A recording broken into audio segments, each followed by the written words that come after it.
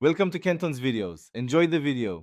You start by removing contaminants so the peel stop bonds, use a degreaser, and a tack cloth. Once clean, sand only the loose edges with 120-180 grit to create a firm feather. This prevents future lift. Apply the first thin coat of peel stop paint along the transition, moving steadily. Keep overlap consistent.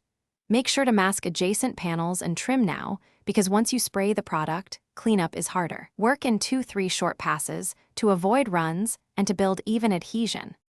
Once the first coat flashes, you build the film with 2-3 more light coats. This creates a flexible seal that keeps edges down.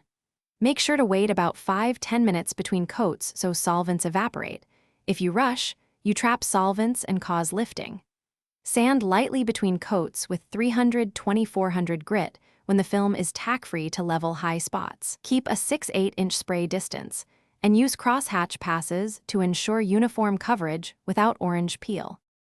To finish, wet sand the cured peel stop with 600-800 grit to blend into surrounding paint, then polish lightly. This restores gloss and hides transitions. Allow a full 24-48 hour cure before aggressive polishing or reassembly, because premature handling causes debonding. If you see lifting later, remove only the loose material back to solid paint, clean, and reapply peel stop concentrating on feathered edges. Then rebuild coats and cure.